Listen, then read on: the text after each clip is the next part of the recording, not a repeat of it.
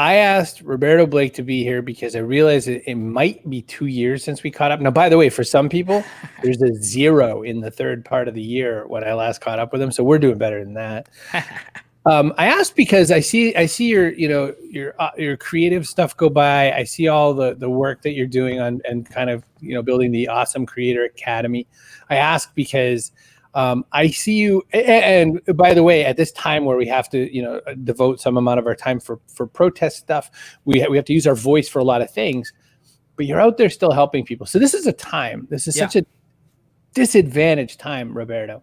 And I wanted to talk about the fact that you are one of the most successful in your way is the absolute wrong way to say this. So help me say this better. No, I mean, I don't have an issue with it. It's like how to make some loot on places in my own way. It's I have a very different approach to the idea of making money online because I believe in something that I call the creator economy. I believe that like we can create things and we can create value for people and we can do it on our own terms. We can be everybody. But it's funny, before the Industrial Revolution, I'm a big student of history. Before the Industrial Revolution, everyone was a direct-to-consumer brand, if you think about it. And we keep having this rhetoric of, well, everybody can't do a business, Roberto. Everyone can't be an entrepreneur. Everybody can't go on the internet and make money. And I'm like, quit giving me excuses because literally 500 years ago, you didn't have a company you could go work for 500 years ago. 500 years ago, 5,000 years ago, everybody was a merchant or a tradesperson that had to serve their community, direct to consumer. You were a blacksmith, you were a tailor,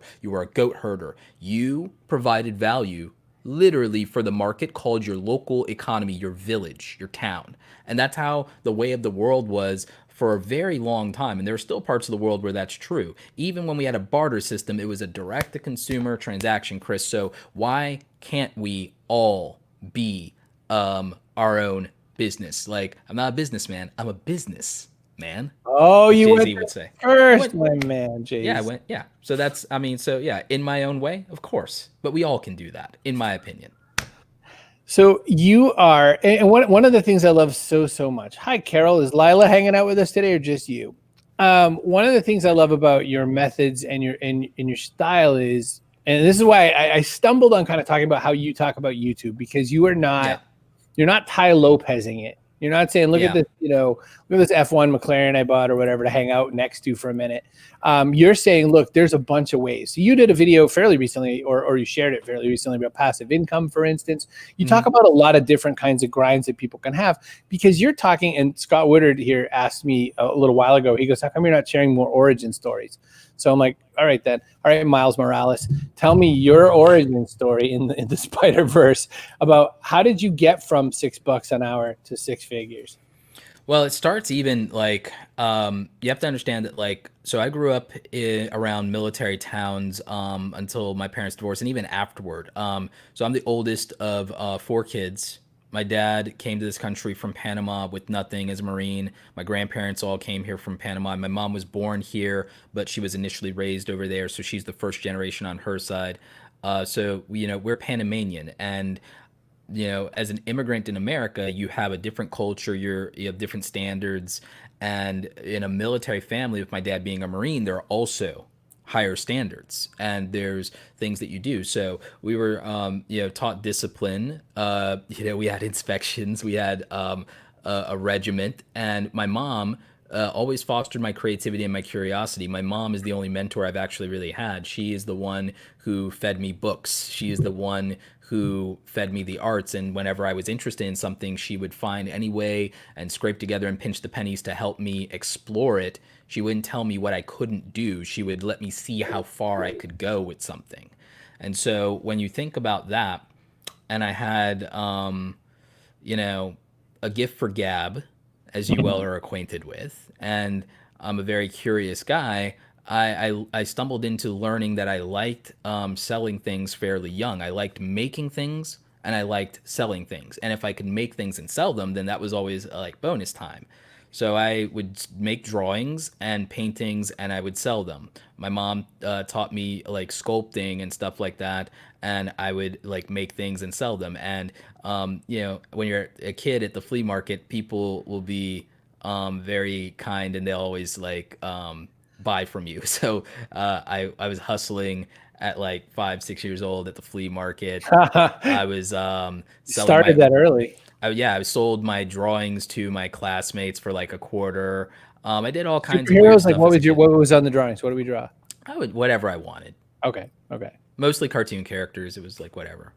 So Tasmanian Devil or whatever. So like there's so I always had that, but when as I got older and through my parents' separation then divorce, money got tight obviously, and I I was very aware of it. I'm very intelligent. I can see what's going on. My parents were always kind of upfront with me about certain things, and so money became something very important to me even as a teenager. So we ended up living in a military town in my teenage years near Fort Bragg, and which is Army, even though we're Marine family. So, but the thing is, the culture of the South and of the military and everything like that's really interesting. I was somebody who was super into technology. I was into things like when I was at 13, I learned how to design websites. My grandmother, who was a CNA, she was a nurse, not a lot of income. She put a computer on the credit card and wanted us to have every advantage, every opportunity. And so she did that, bought us a year of AOL, made massive sacrifices, took out all that debt. But, you know, back in like 1997 or whatever, 2000 plus dollars for a computer that's not even as good as my current cell phone is a big deal back then. AOL dial up is a big deal back then. It's a game changer. And so now I had access to everything I could want to know and to learn. And that set a foundation for me of developing software skills and specialization in tools, early web development, and I learned a lot. I learned the foundational skills that, like, tell me what this adds up to in the future. So in 1997, 1998, I'm learning HTML. So I'm learning how to build websites. I learn graphic design because I start with PaintShop Pro and then Photoshop. And you led Photo Impact, if anybody remembers that from back in the day. Back in the day. And so I learned that. I start learning video editing. What was your first video editing technology? Because that was, for a while, that was so like it was a lot of things. It was like virtual dub. It was like a lot of things that don't even exist anymore. There was a lot of these, like the beginning of open source was happening at that time. But the thing I started taking seriously was Adobe Premiere, back when it was Adobe Premiere 5, because a friend's father got it through his job, and he gave me a copy, and I don't even know to this day whether it was legit or bootleg, and I don't really care, but Sure. He got me that, and I got into Photoshop through a teacher, and so then I got a copy of that. I have no idea how legitimate it was or wasn't at the time, and so I got into Adobe super early, like 14 years old. So like I'm learning web design, graphic design, video editing. I'm young when eBay comes out and I start flipping Pokemon, Magic the Gathering, and Yu-Gi-Oh cards in the early e-commerce days. So I learned online sales, literally. And I also end up learning, so I have the video editing, I have the, Photoshop, photo manipulation. When I was a kid, 10 years old, my uncles and my dad had already taught me photography. So I learned photography, graphic design, video editing, web design, and e-commerce all before I graduate from high school. So think about that. What does that add up to? What does that add up to? This is like before I graduate high school in 2002. What does that add up to in about a decade? Panamanian Gary V. Well, no, it's the new world. It's the new world. Right there in a box. It's the new world. The only thing I didn't learn that would have made me a god is I didn't straight learn programming. I learned some web development. I learned Flash. I learned ActionScript. I learned some PHP, but I didn't learn hardcore like C#, C++. I dabbled in Python, but if I had learned hardcore web programming, I would be a god, Chris. Absolutely. Crawling around. So listen, I want to go to the next phase of this in a way, because what I want to know is you went through that impressive skill set to basically say, look, I jammed on everything. I ate as much as I could. I did, because people say to you, one of the things I see said to you, because I look at people who comment on you on Twitter. I don't know why I do it. I'm mildly obsessed with the people who reply to you. It's a weird thing. I don't want to, but I do.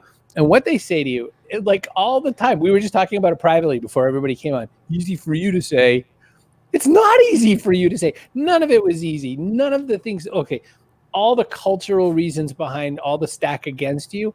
You learned all of that stuff. Like nowadays, I mean, my To gosh. do that, you have to not watch TV as much. You have Yeah. to, like, all I did in school was I did other people's homework for money instead of my own, and I ran track, and I learned shit on the internet, and that's it. And But now like, you pick up yeah, the brand new iPhone that mom and dad paid for, and you have enough stuff to be a pretty effective studio with just that tool. yeah, the tool that people have in the form of their phone is superior to everything that I built my skill sets around that provided me with a living when I worked in corporate America. And ultimately, everybody's phone is better than the computer that I started my YouTube channel with. I started Right. my YouTube channel with like a $350 effing laptop, something that by today's standards would be called a toy camera, and sometimes actually my old Samsung Galaxy S3 from back in the day would sometimes be my camera, and that was enough. And Adobe Creative Cloud, people want to whine and complain about it. Oh, it's $60 a month, and where am I going to get that money? What happens if I can't pay for it? $60. Like, okay, literally $2 a day to have access to $3,000 worth of software that you can't make $60 on and everything. Cry me a rivers. Put down the lattes. Stop going to the damn vending machine. Like, you can panhandle $2 a day to get $3,000 worth of software, and you should be able. If you cannot figure out making $60 with $3,000 worth of tools, that's called a you problem. Now let's skip a few years. I'm going to jam it. So you've left the $6 an hour gig. I kind of want to know that transition, but you throw up this channel at some point, or the proto version of the channel at some point. I don't really know your origin onto I am going to make loot from this website and this video. I want to know Roberto the video guy Well, before I moment. did that, I did a blog Right. about my journey as a Remember creative those? professional. I had a website and a blog for many years, and I actually have to revive my archives because I went from WordPress back to a coded website and now back to WordPress again. But I have to revive my old archives because back then I had great interviews with people who at the time were unknowns, but then became pretty big in the world of digital arts and graphic design and everything like that. This young man overseas, Kursay Urwal, who would go on to become pretty big in terms of 3D artwork and stuff like that. Kyle Lambert, who became pretty much internet famous and ended up giving a presentation at Apple World because he was the guy who did the photorealistic finger painting of Morgan Freeman with the iPad back when the first iPad came out and everything. I got to interview him, I think twice, and became pretty good friends with him on the internet back in the day. We still chat from time to time. So I got to interview all these great digital artists. I got my own artwork before I ever was a YouTuber. I got my own artwork featured in Photoshop Creative Magazine, Advanced Photoshop Creative Magazine. These are like the biggest Photoshop publications in the world, and I got featured multiple times. I think like one of them I might have gotten a cover feature or something. And this is back in the day. So the back in the day. So like I did a lot of stuff, and but yeah, I when I was doing gigs at the mall. Eventually, you start at $6 an hour, all that stuff. I worked at Macy's. I worked at Oh, Walden nice. What Books. else? Give me all the mall jobs. Walden Books. Me too. I was an assistant manager and then an acting manager at KB Toys for a while. I had a great manager, and then he left. Then I had this god awful. Then we had no manager, and it was stressful. Then we got this horrible, horrible, horrible, boss lady. It was like crazy. And literally, I don't say this dismissively, but I'm like, when I say crazy, I mean she was doing all kinds of stuff that was against corporate policy and stuff like that. Um, and we got into it and everything, and basically fired me for dropping dime on her for doing a lot of things, including smoking in the In the store. yeah. So it was a lot. It's It was a lot. So I went through all these different jobs. I was a photographer at Olin Mills, Sears Portrait Sears Portrait. Studio. Yeah. I was also, a lot of this I also did while being a college student. I didn't go to a fancy school. I went to community college and I paid cash, no student loan debt. I didn't even, this is one of the other things with growing up in the South. My friends were so aggressively conservative that I didn't like, I felt ashamed at the idea of even taking government money for Pell Grant, so I didn't, which is Right. stupid. That is stupid. That is insane. That is insane. But, that's what happens when the people around you kind of indoctrinate you into thought. And even if you're smart, you're not always resistant to it. So, I love that the bad kids in your story are guys who steered you away from a grant. You know, yeah. So, Paradise Lost. taking government money, government, so it Go. was, yeah. So it's just this whole thing. And it, there was a lot of hardship in that financially for a very long time. Um, there's so I was working and going to school, always exhausted, and therefore I don't feel like anything was done up to my standards or my potential. But it's like I was getting by. I was mad depressed all the time. Mm, um it would bleed over into all my relationships, all my friendships, all the girlfriends. It was just a very bad time for a very long time. And then even when I transitioned and I got the job that I was planning to do when graduating, I was going to be a web and graphic designer at a local company.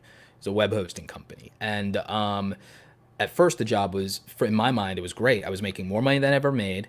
I was using my skills. I was being challenged. At the time, I liked the people I worked with. But slowly, my standards ended up being lowered in terms of professionalism because I had this super professional demeanor about him, like this is the job, this is the real world. But then the people around you start getting much more lax, much more lax, much more lax. You start lowering your standards to where theirs are because again, I was extra.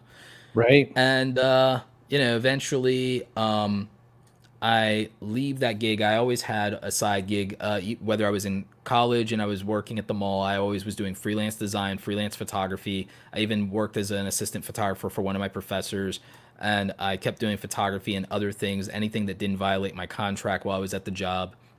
And then eventually, I stopped doing that for a while, went back to freelancing, tried to do it full time, didn't fully successfully make it full time. It was a struggle. But then I got to go work at an ad agency in New York. And I was born in Brooklyn. So working in Manhattan was Mm. cool. I stayed with a cousin who's older that we call an aunt. But she was never around, and she actually spent more of her time with her at her parents' place than in her apartment. So I had, How old were you? Give me time. What age were you? um, I was in my mid 20s, early or mid 20s. Staying by yourself at an auntie's place because she wasn't really around. Yeah. You know what I'm asking that for. Why? Bad choices? Come on.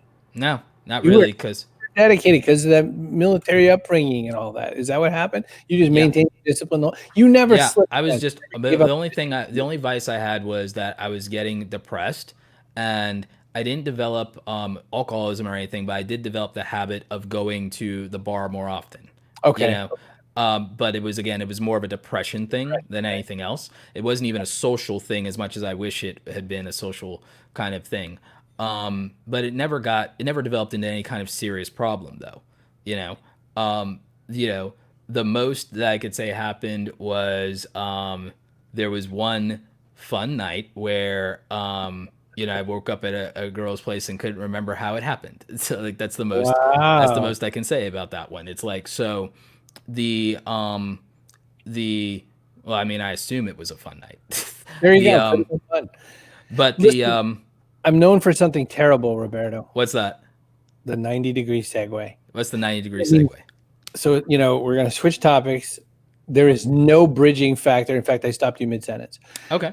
My 90-degree segue question is this. You are doing some work. You run the Awesome Creator Academy. You Yeah. give people so much free content on how to do this, and you also sell it because you want people to come in and be part of this thing, and you want to deliver something to them. Yeah. So something's on my mind, and I'll get there from a Shoot. weird way. You Go for it. saw Possibly. And it was so funny. I was talking to Carrie and I said, hey, FYI, Belle Delphine is back and this maybe will make a thing. See, I knew you'd know. I don't know if you saw the video yet. No, I have not. Okay. It's a piece of work. Okay. To catch people up, for people who don't know, Belle Delphine is this ridiculous, cute girl who kind of taunts and flaunts this she straight up trolls everybody. Yeah. And she trolls in the best way possible. She launches a Pornhub channel where she does stuff like, innocent things, but she titles it in the most dirty way, not so innocent way, and then it's perfectly innocent. It's like, but it then literally is the thing, but in a double entendre. It's amazing. So she's back doing that more. Although again, and this is, she made this new video. You got to see it. It's 2.5 minutes long. Okay. And the thing here, I said to you all of that, and nobody else even knows what we're talking about anymore. Sure. But I said all that to you, that she says, and of course this is on YouTube that I'm watching this, so she has at least a vague YouTube presence. She says, I'm done with all that stuff. I got a TikTok, I got an Instagram, and I got an OnlyFans. That was interesting to me. And I can see why for her. She's a purely visual product. But it's the first time I've seen one of our, younger than us, but sort of in our sphere creators forego a lot of that just for TikTok. And so number one, I know far fewer people than you. You might say this is happening a lot more often. And then the real question under all this is, Carol's daughter is young. Lila, her son Jake is young. There's a lot of people on here who we're teaching how to sort of be like YouTube creatives and all that sort of thing. Tell me from your perspective, someone's got just a couple of mom and dad's dollars and they want to be famous and celebrity or whatever. They want what they think they want, and you're going to teach them what they really want. What is 101 for these people right now? The 101 is probably that if you in your heart are saying, I want to be famous, you're probably not going to be.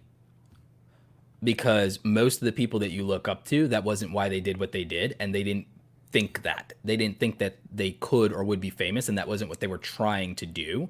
Mm-hmm. And the thing is, you want to be famous for what, right?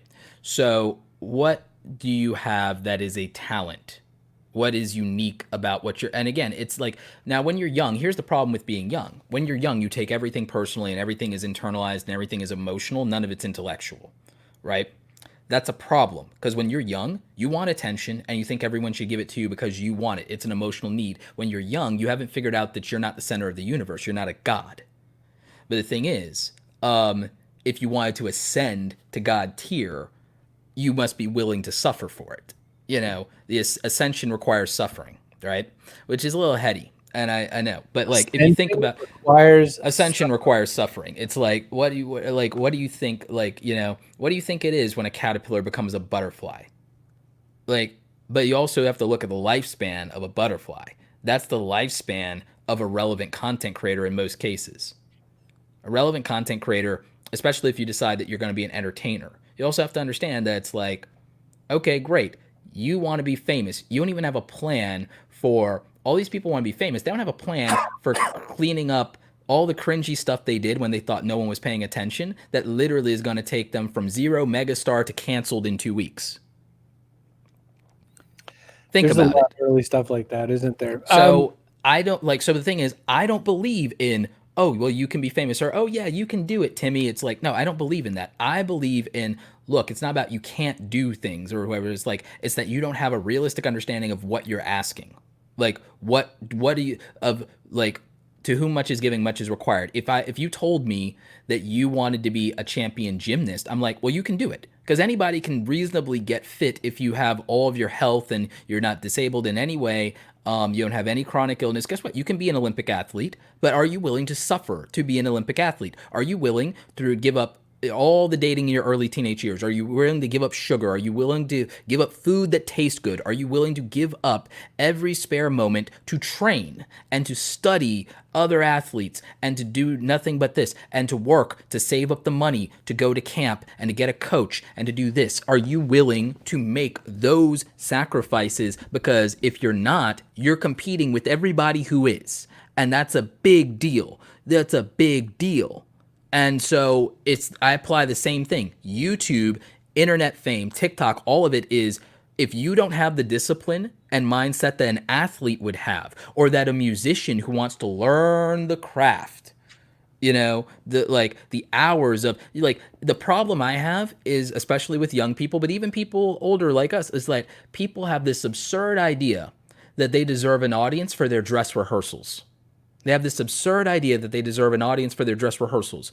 No one should be in the stands clapping for your practice runs. Wanting is not committing. I love that, Carol. Like, yeah, it's very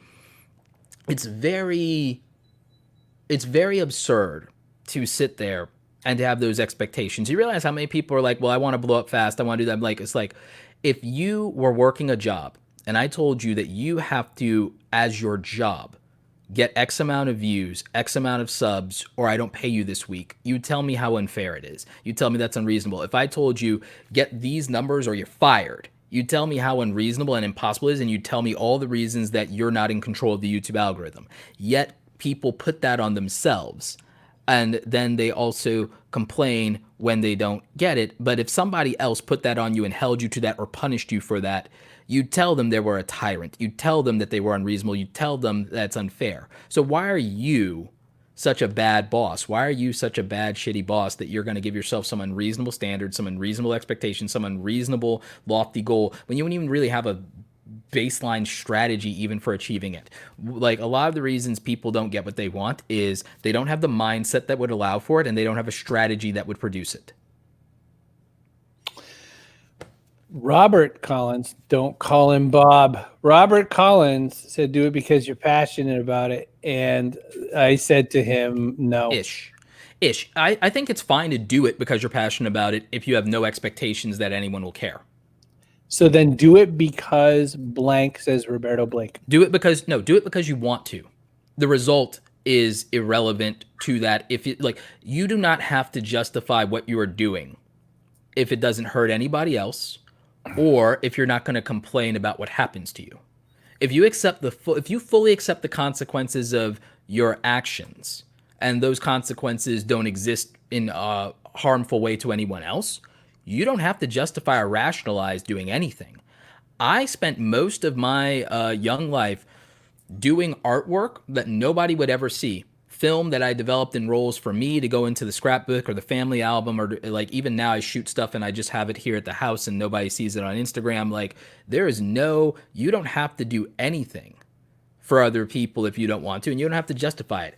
And if you put something out there, you could be putting out there as a testament to this exists and it's the proof of my existence, and whoever sees it, whatever. And that's perfectly reasonable. My issue becomes when you have the expectation of other people caring, when you didn't do it in such a way to where they should, or it produces value for them, or if the value to them is incidental and they choose it, that's fine and that's different. You have to remember, most YouTubers, they were doing goofy stuff to express themselves, and they were just doing it to share it to 5 or 12 friends because YouTube was a video hosting site. And they were doing it to have conversations in a very insular corner of the internet that no normies gave a shit about for years and years and years and years and years. Normal, regular people didn't give a shit about YouTube until 2013 through 2015, when people realized you could make money. And I stayed, I was on that other camp. I had a YouTube account starting in 2005 that I treated like a stepchild, where I'd just throw a thing on and throw a thing on. By the way, there's some really good stepchildren in the world, so maybe I don't like that expression anymore, but I treated it poorly. That's fair. But when you talk about the old days when we were just doing it for funsies, I was a friend with Justine way before she was Justine. Yeah, and I never like to be that guy that sounds like that, but yeah, no, it's fine. I met her at the first PodCamp Pittsburgh, which is in 2007. And she was showing me stuff of she and her cousin and sister or whatever running around and jumping over mailboxes and doing a parkour. Yeah, when they were doing fake parkour. I remember this. Yeah. I cried laughing. I was like, oh my gosh, you're so smart. So funny. She has 2 tech degrees. She's like the absolute antithesis of Belle Delphine in so many ways about what she does. And she's one of the ones who made it first. She had the big iPhone. She was a graphic designer like me when she started out. She was a freelancer. Most people don't know in her origin story that she freelanced for the first 5 years of her YouTube career, full-time freelance. She didn't go full-time until 5, 6 years after that, still making Right. income. But you have all these people, whether they're 20 somethings or whether they're teenagers, 20 somethings, even people in their 30s who want this whole, they want to quit their day job because Yeah. they had a good run for a year or two. 15-year-olds are seeming to be the guys now. So the other thought I had, though, and I want to go back to this because, you definitely told them that they need their soul in it. And Jack, who, is my other brother over in Switzerland, says, I was just walking on Switzerland because I don't remember if you're hiding out in Madrid right now. Passion is overused, in my opinion. Conviction, I'm convinced that this is valuable for you. I really need to know, once they say passion or whatever, or once they say, like, this is the thing, I know I'm into it, I'm going to do it, I'm totally hooked. I really like whatever it's going to be. The first thing they're going to offer you is that thing that everyone else does anyway. Like, I do prank videos or I do movie reviews. You're like, Okay. Good for you. Is it still the right place to start on YouTube? I feel like that's a yes for video. Well, here's the thing. If you want cheap dopamine and easy attention, go to TikTok. Yep. If you're young and you get easily discouraged, and my problem with YouTube is I don't even know that YouTube is good for a young person's mental health and self-esteem at all. Like, to be very real with you, I don't even know for a lot of people my age if it's good for their self-esteem, to be honest. I see people have mental breakdowns about it.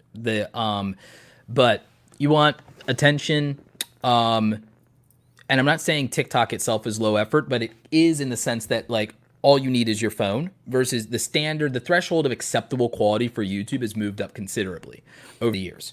And again, you still theoretically, with the right content and the right niche and whatever, and the right personality, could be competitive with a phone. You absolutely can. Only a handful of people ever go viral with it or whatever, and that should not be the goal or intention. I never went viral. I have 400,000 subscribers. I never went viral. I have 30 million video views. I never went viral. I have over 100 videos that have, well, no, not 100. I think I have like 65. That's close to 100 though. 65 videos that have over 100,000 views on it. Granted, I've done over 1,000 videos. So again, and we can talk about the money aspect of that later, because I don't care about views in the way that other people do, or subscribers and everything, because I'm an adult. I live in the real world. Everything is, here's the thing I like doing, and here's the purpose that also allows me to solve, and I can win both ways because I can do what I like and I can profit. Like, that's how I'm pragmatic. I'm like, I'll do what I like and monetize it. Do what I like and monetize it. Don't care how popular it is. Rather be paid than popular, right? But I'm saying this to say this. If you're a young person, easy, cheap dopamine, TikTok. If you want to build a personal brand and a deep connection with a community, I think that Instagram could be absurdly powerful for you to do that and to build a personal brand.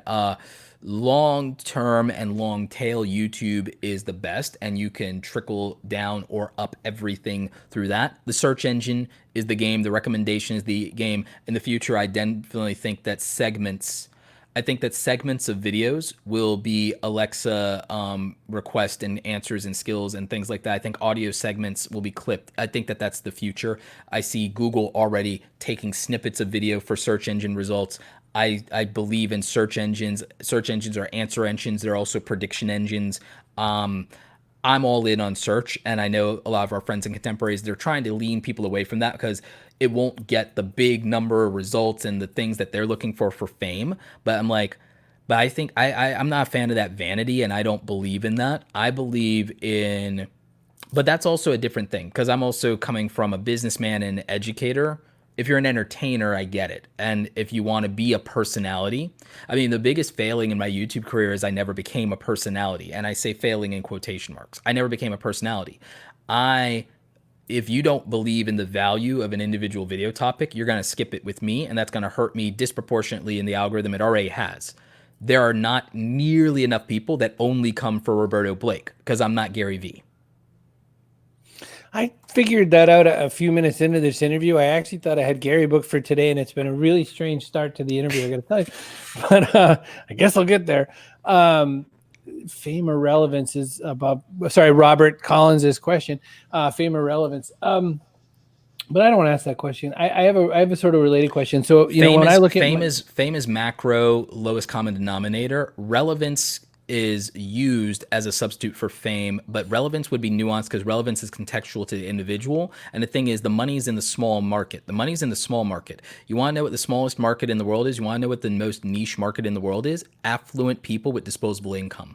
So if you make like now, could you get those people with a macro viral thing? Yes. Will those people take you seriously? Maybe not, but they would know who you are. So that's one play. Or you could bypass that, eliminate all the people that you really don't are not that invested in or interested in, go exactly to only who you care about and who you want, or people that are like-minded to you, law of attraction, go only in on people like you that also happen to align with your goals.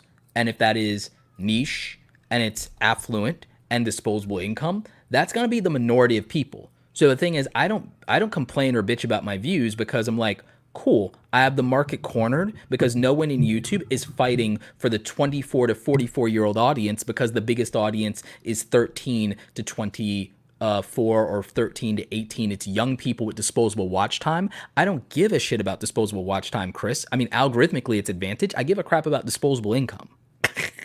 Yeah, you know, when you were saying fame or relevance, and you gave that awesome answer with a few words that some people just had to go look up. Me, the fame versus relevance. I just say, do I want to be super interesting to a 15-year-old, or do I want to be super interesting to a guy who's got a pretty good wallet? And I'm going Facts. with B. I'm going with B. Which, when you finally watch the Belle Delphine video, I fully expect a tweet, private or otherwise, because there is some absolute business brilliance in this. Oh, I've always felt that she's like on the surface she's a troll, and the back end she's a brilliant marketer. She says it though. That's my favorite magic tricks are the one that say, "There's beads in my left hand. I'm going to move them to my right hand, and I'm going to say you're not going to see how, but how is I'm just going to flip them off, and then whatever." You know what I mean? Like I love when someone talks me through a magic trick, and I still don't get it, and that turns me on so much. Blaine used to do that kind of stuff. David Blaine, the street guy, he would. Yeah. He was like, "I'm going to eat this frog, and let me show you how I did it." And everybody's like, "How'd you do it?" "Well, I ate the frog for real. That's how." And then he goes backwards and teaches you how he learned how to eat frogs without killing them. But anyway, that was a weird side thing about, you know, one of the things that she just says is, you know, she says, "Yeah, you know, oh, so sad you can't buy my bath water. I'm coming back for the rest of your stack." And I was like, "Oh, you businesswoman." Yes. So let me find my banner. Hang on.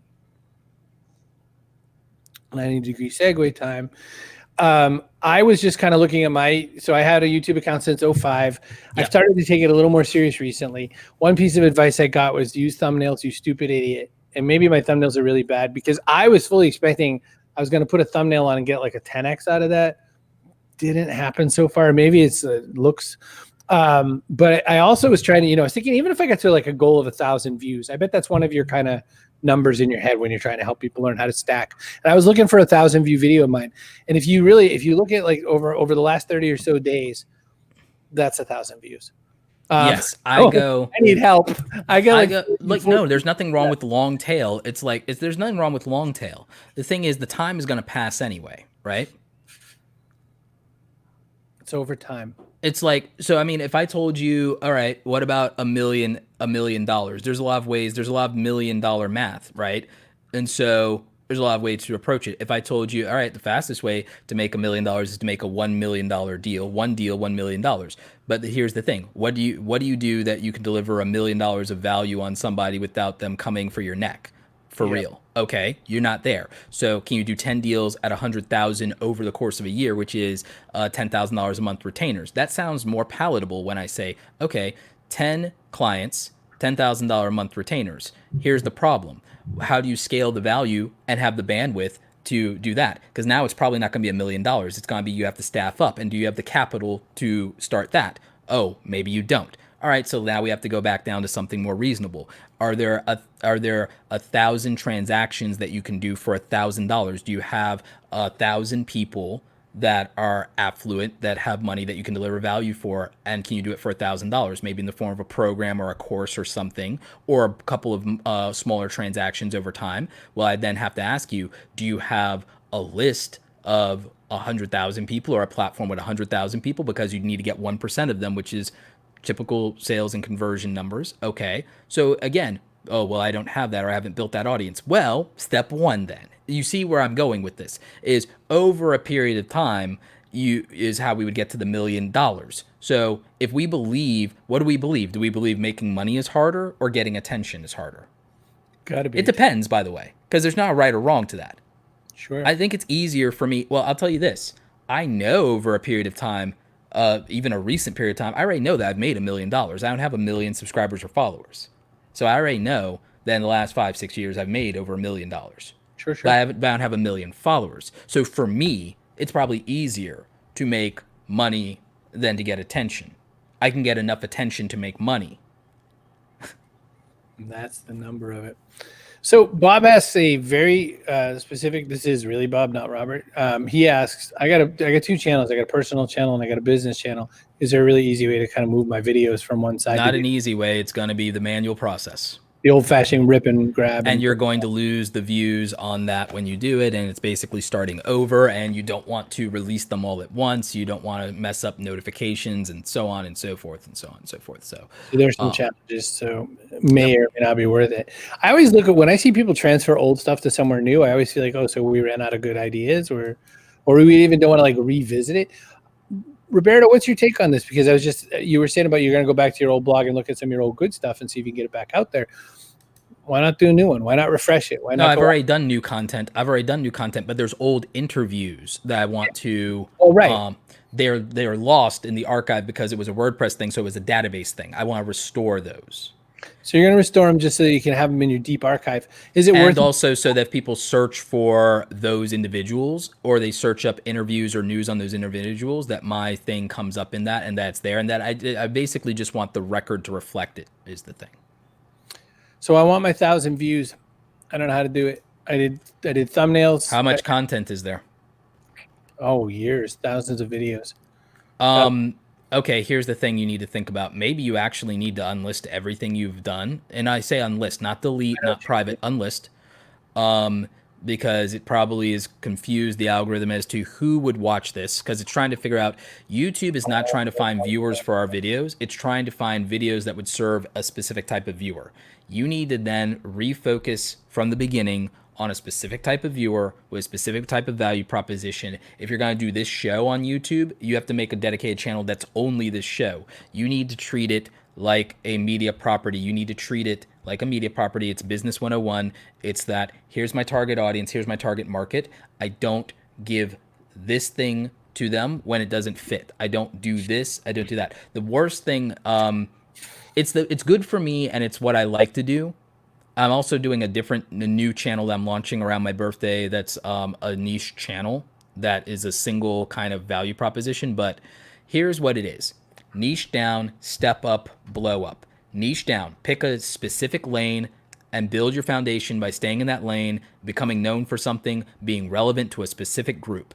Step up, offer unique value and do something that other people didn't do, either by being contrarian or stylistically different, visually different, an outlandish version of something, the extreme of something, or have absurd quality and production values that change the level of the niche that you're in, like Casey Neistat did. You have to step up to blow up. You have to niche down, step up, and blow up. That's how it happens. You cannot skip that. You have to find something specific, then do it in a specific way that is out of the box or raises the bar and separates you from the pack and is immediately at a surface level noticeably different, but in a way that is attractive to the audience, the psychology of the people that you chose. Not super broad, but the psychology of those people, because those people will usher in other people like them, and enough of them, the spectacle of that will attract a broad audience who may not have cared about the thing, but they care about the story about the thing now. So that is the answer. But you only, again, Casey Neistat grinded for 5 or 6 years to get to 500,000 subscribers. He goes and he changes the game, quality and quantity, daily vlogs at cinematic levels with his absurd lifestyle in New York, which is the unique thing to him. And there you go. Because he had the means, by the way, after 5 years. Remember, it takes all these years plus his prior career and the money off the HBO deal when he sold a show to HBO. It takes all of that to build the lifestyle that he can showcase. In the same way that it took all my years of developing my skills and knowledge and building little small successes over and over and over to be able to have the narrative and say the story is that I went from $6 an hour to six figures a year, multiple six figures a year. But it didn't happen overnight or nothing like that. I didn't win the lottery, and I know I did not get lucky. I suffered and ascended. We're going to pause really, really quick, and it's going to be a test of something. I just pulled you out of the stream for a second, Roberto. I am going to do this. I have a sponsor. Go to cbrogan.me/Yeti mug to get this really awesome Yeti mug. A purchase of this mug through that link, which is just an Amazon link, let's not be weird about it, gets me $1.20, and that might make me some steak. Never did this in any of my videos. I just did it to try it today for fun and because Berto's got me jazzed. That's why. Listen, I want to bring him back in. I want to say something. I've never done that. I love that. That's brilliant. I set up the jankiest way to do that with this app, but it was so fun. I want you to know something. And I have a very small but ridiculously loyal bunch of people who show up here every day for this show. Right on. They've watched and been here and been on the show 30 plus days in a row.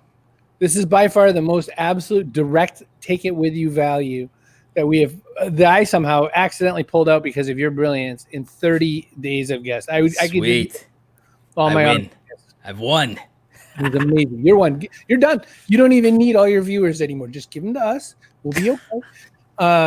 It's all gonna be fine. So it's there. So go get a Yeti mug so Chris Brogan gets $1.21. Look at that. Carry in the so. Chris, you need to make a link for Audible so they can get 2 free audiobooks that they get to keep forever because you get a $5 commission. It's not just buy my mug, give me $1. You're saying go to audio. That's why that many people have audio. Is that why they have Squarespace in the other one too? Because it's a free forward kind of a gift. Well, with Audible, it's $0 and they get 2 free audiobooks, and it's now, even with people not being sponsored, it's a $5 flat rate commission from Amazon. I talk about this in my passive income videos, my affiliate marketing videos. Everyone says, oh, I got kicked from the program. Oh, I couldn't make sales. I'm like, you start with the $0 proposition of any of the free trials, like Amazon's Prime is a 30-day free trial. So if they buy Amazon stuff, they're going to do that, and you're going to get a bounty for that. I think the bounty on that is like $3 or something like that. There's a thing for the Kindle app, $3 if they just use the damn Kindle app. $5 if they do Audible, and they get 2 free audiobooks to use, and they get to keep them indefinitely, and you can recommend books to them. Like if they sign up for it, it's a $10 commission. So like it's flat rate commissions. You'll make your qualifying sales to stay in the program easily. And the thing is, the pathway to $100, your first $100 online, your first $100 affiliate marketing, is just to have an Audible link. It's so simple. But again, none of the gurus will talk about that and tell you that. They'll all try to get you to do this other thing or buy a $2,000 damn course. And again, I have nothing against selling courses. I'm selling like some micro courses. I'm about to sell a YouTube business course next year. I'm about to sell a YouTube growth course next year because I find so many of them to be lacking. There are good ones out there, and my friends sell good ones. I love Graham Stephan's YouTube course because I got it to see whether it was legitimate, and like because I felt like it should be, and he put it out when he had 300,000 subscribers, so he put it out when he was smaller than me, and he's one of my favorite YouTubers. I love him in the financial space, but he's also very smart about YouTube. He's learned to game the algorithm. He's one of the only people. He figured out what I couldn't. He figured out how to actually have a goddamn personality, and he figured out how to combine education with entertainment in a way that people would accept. I will owe some of that to him probably being slightly younger than me, consuming enough YouTube and being more embedded in the culture as a consumer probably than even I am, versus me being very practical about it. But I think he's tremendous. And so when I looked at his course, I was like, this is solid. This is solid. And my only complaint is I think I've said all of this stuff for free already at some point. So like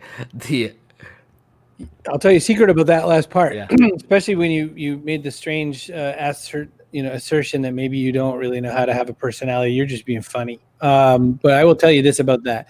You can absolutely sell everything that you've ever given away for free. I make that joke sometimes. I agree with that. I make that joke all the time. trust agents cost you $10. Me standing there talking about trust agents costs you 15,000, and I won't even read all the pages for you. So it's well, I want to segue into that because here's why I believe for anyone in your audience who wants to go into courses, because I know the biggest conflict, I'm making a video about this, the biggest conflict is like, what do I give away for free and what do I sell? And what you have to understand is the value of a course, and everyone talks about all the free content on the internet. I've already lived through that. I did benefit. But do you realize that if when I was in community college, if they had consolidated the things that were relevant to me, which they didn't at the time, they didn't believe in the things that were relevant to me. They didn't teach those things. Those things weren't even considered careers back then. When I went to college, web design wasn't considered a legitimate career to pursue. Can you believe that? But that's 2002. Well, look at us 18 years later. When I went to college, I told them in 2002 that within the next 10 years, 15 tops, that there'd be almost no difference between computers and television, and they told me it'd be 30 to 50 years before that's true and everything. Well, what now, suckers? I told them, you're wasting our time with teaching us how to design advertisement for newspapers. Print itself won't be dead, but newspapers will be irrelevant soon because of the internet, and you should be teaching us banner ads. And my professors clowned me and called me arrogant. Well, what now, fuckers?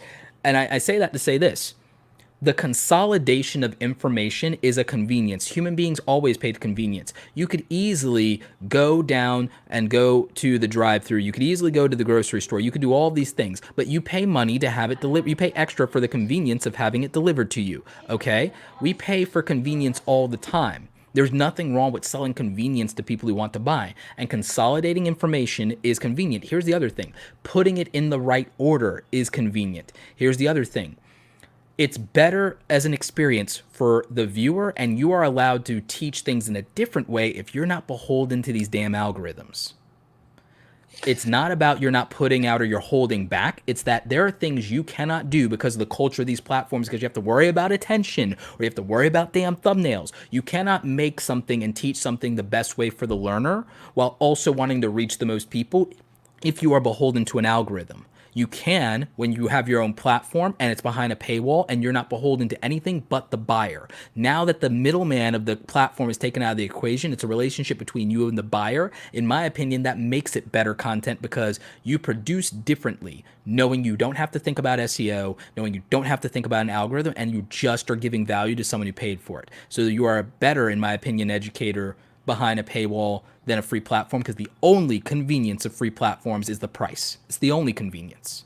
Everything else about them is an inconvenient experience, especially for a learner. So the free and accessibility, that's great for people who don't have money. For people who don't have money, they have to squander their time hunting for through the internet, because continuity is the other problem. When you make content for free platforms, there's no continuity and it's not structured enough, and you're making it ad hoc. It's single serving. So it's not...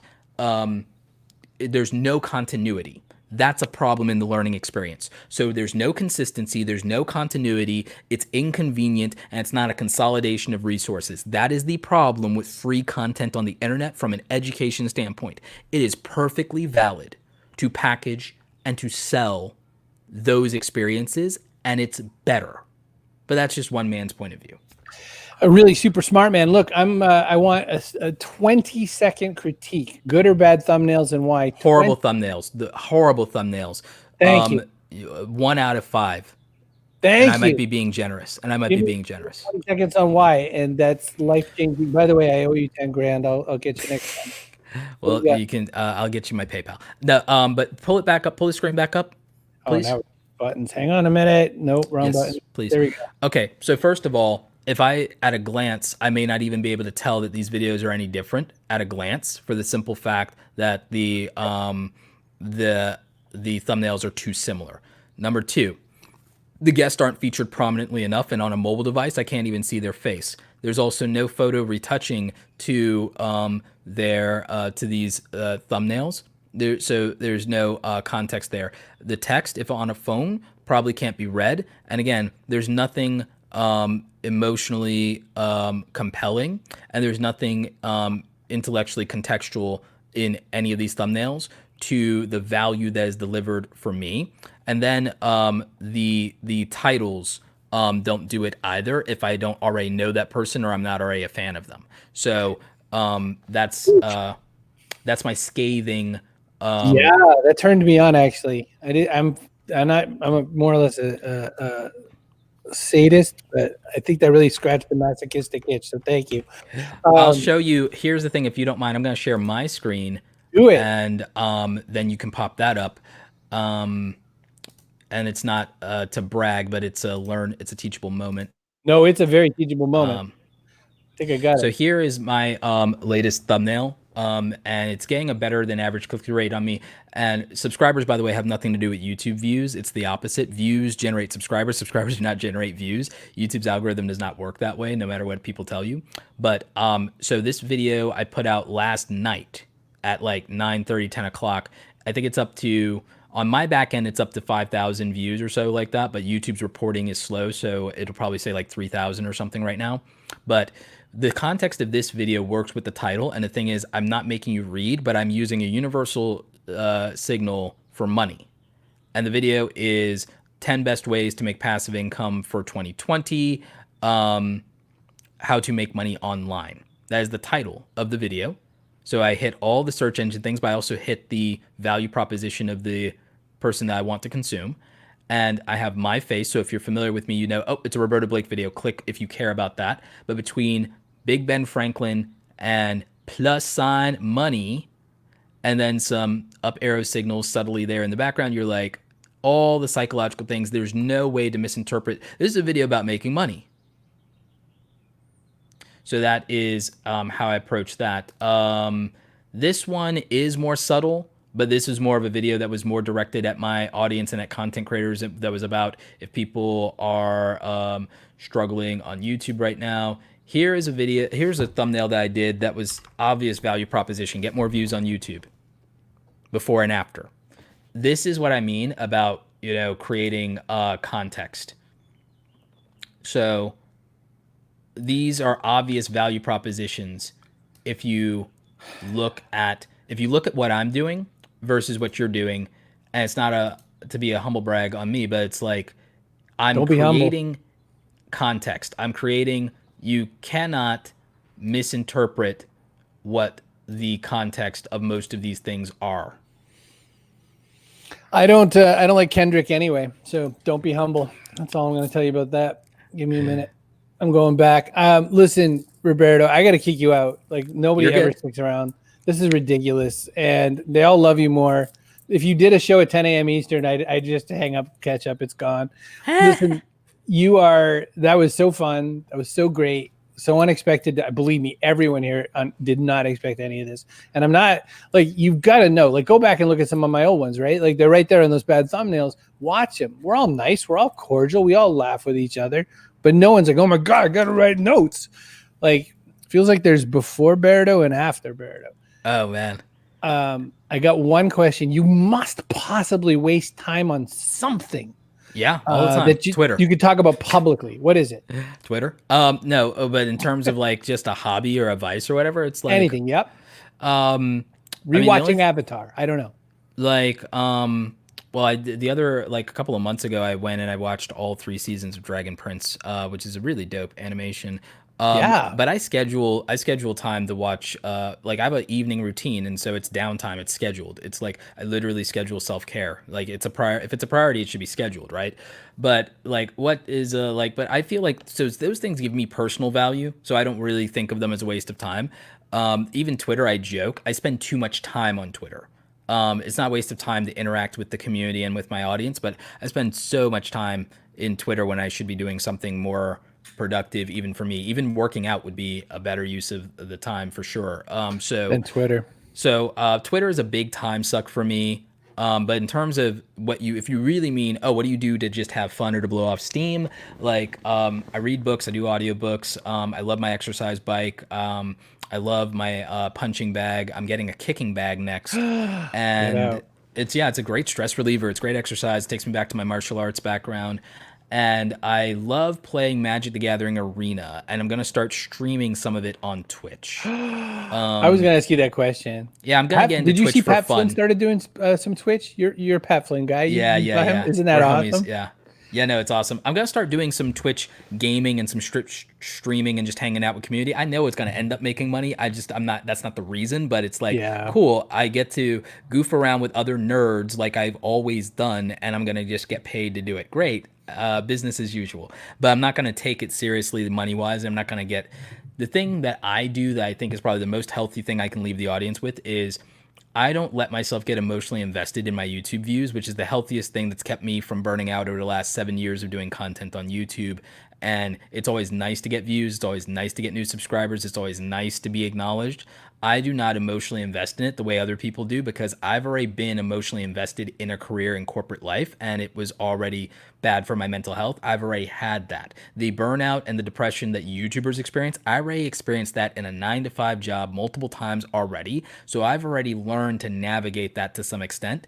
And that's why I'm emotionally divested from YouTube. That's the other thing that makes it a little hard sometimes when I say personality wise to connect emotionally with the broader audience or the broader community or to be a personality or to be more goofy or silly because I'm trying to be practical. I'm trying to not be a father to people, but in a way, like give the kind of advice that a father or a mentor or somebody in your life or a big brother, if they've lived the life already, built a career, they've got their affairs in order, they got their house in order. These are the things that I would like to pass on to a younger version of me, whoever that might be in the world, because I can't go back in time and Biff Tannen that shit, or I would.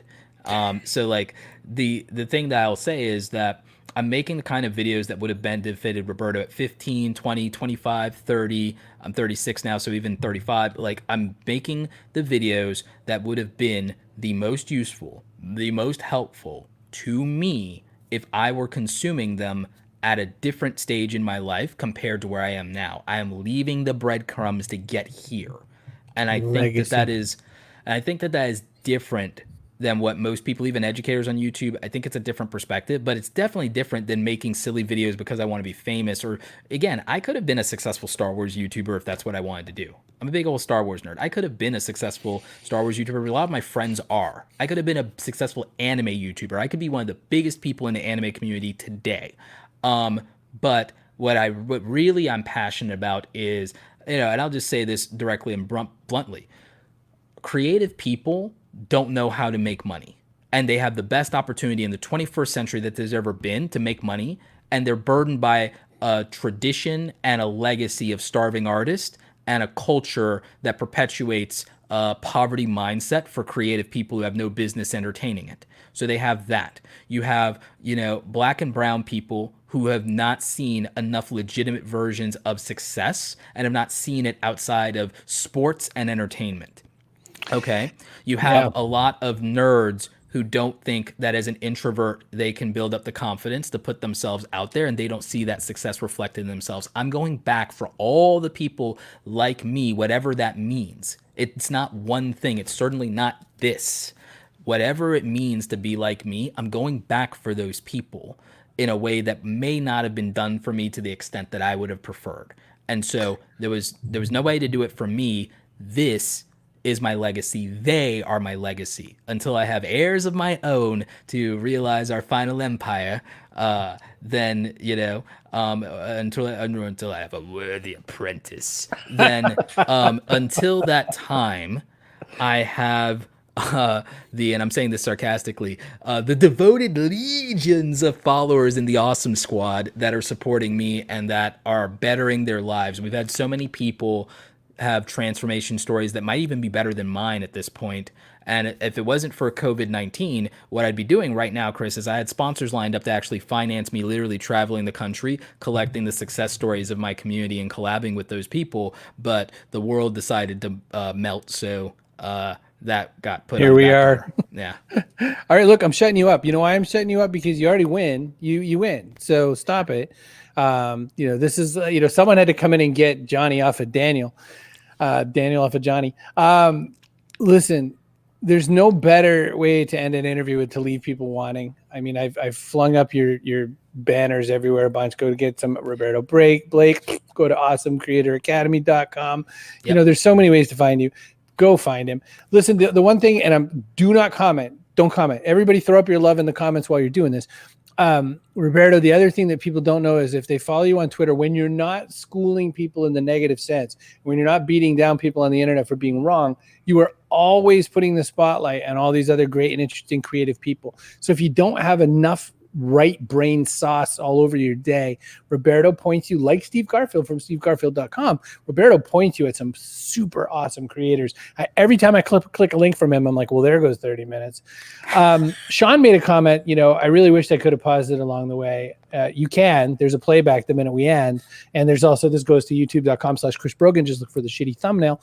And you are going to have such a great experience. Roberto, man, maybe I'll make you a little template that might be a little bit helpful for you. Okay, but no, I'm going to edit in Pixlr in my browser, so be good to me. Yeah, right on. I adore you. I'm hitting this button. Everybody get out of here. Good talking to you. Bye for now.